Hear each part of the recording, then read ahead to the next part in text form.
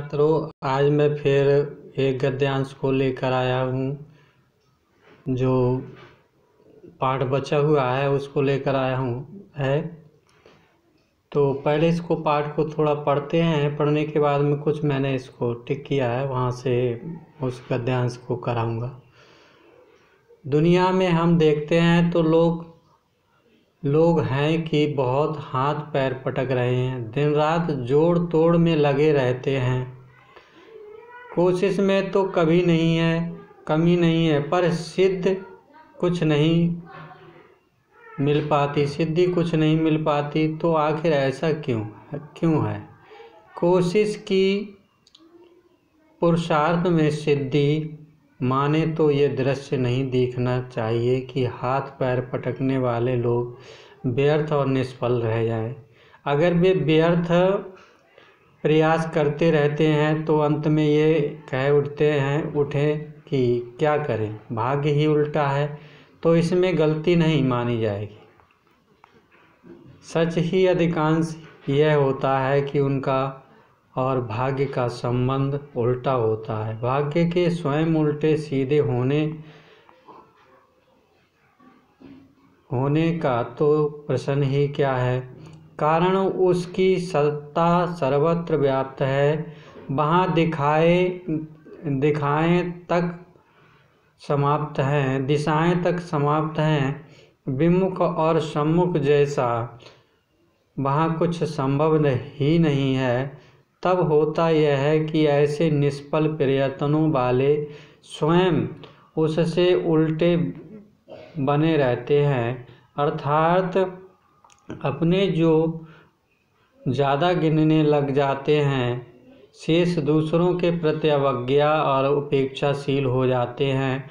कर्म में अधिकांश यह दोष रहता है, उसमें एक नशा होता है। नशा चढ़ने पर आदमी भाग्य और ईश्वर को भूल जाता है और विनय आवश्यकता को भी भूल जाता है।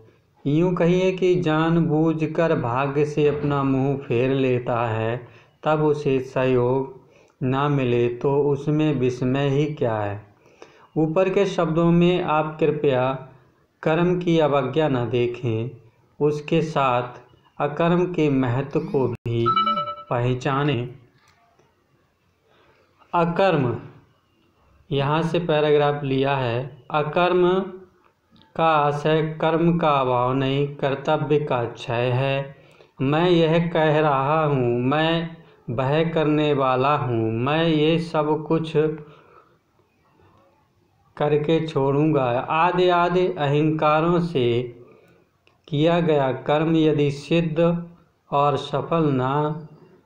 सफलता ना लाए, बल्कि बंधन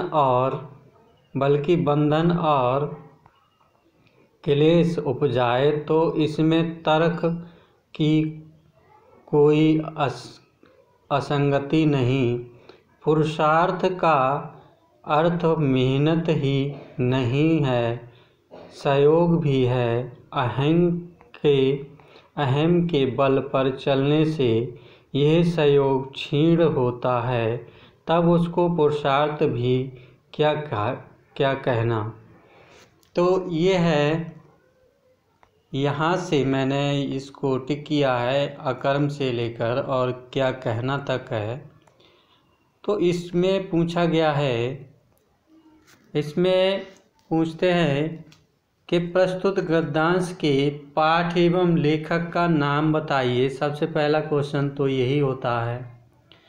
तो प्रस्तुत गद्यांश के पाठ का जो नाम है वह है भाग्य और पुरुषार्थ, और लेखक हैं जैनेन्द्र कुमार। आगे है रेखांकित अंश की व्याख्या कीजिए। तो इसमें रेखांकित अंश जो है वह है यहाँ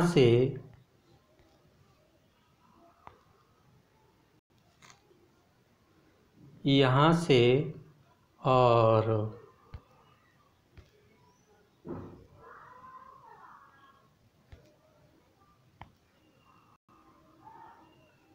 यहाँ तक का जो भाग है उसको हम रेखांकित करते हैं। तो इसकी हमें व्याख्या करनी है, इतनी की हमें व्याख्या करनी है। तो इसकी व्याख्या है, पहले से पढ़ लेते हैं। कर्म का आशय कर्म का अभाव नहीं, कर्तव्य का क्षय है। तो लेखक के अनुसार अकर्म का तात्पर्य कर्तव्य भावना का विनाश है, क्योंकि कर्म का यह दोष है कि कर्म करने वाले पर अहंकार का नशा चढ़ जाता है। वह अपने को ही करता और सब कुछ समझने लगता है। तो ये है इसकी थोड़ी सी व्याख्या। और अगला प्रश्न जो होगा वो होना चाहिए, लेखक के अनुसार पुरुषार्थ का अर्थ बताइए। तो पुरुषार्थ का अर्थ यहाँ से है, पुरुषार्थ का अर्थ जो है, पुरुषार्थ अर्थ मेहनत ही नहीं सहयोग भी है। तो ये इतना जो है ये इसका उत्तर है। अहंकार, अगला क्वेश्चन है, अहंकार के बल पर चलने से क्या क्षीण होता है। तो इसका उत्तर होगा, अहंकार के बल पर चलने से सहयोग की कमी हो जाती है, सहयोगी विमुख हो जाते हैं। तब इसे पौरुष नहीं कहा जा सकता, पराक्रम नहीं कहा जा सकता। अगला प्रश्न है कि अहंकार से कृत कर्म का परिणाम क्या होता है। अहंकार से कृत कर्म का परिणाम क्या होता है। इसका उत्तर होगा कि अहंकार से किया गया कार्य यदि सफल ना हो, उसमें कोई विघ्न, बाधा या क्लेश पैदा ना हो जाए, तो इसमें कोई आश्चर्य की बात नहीं है। तो ये यहाँ से दिया हुआ है, ये है ये। तो ये था आज का गद्यांश।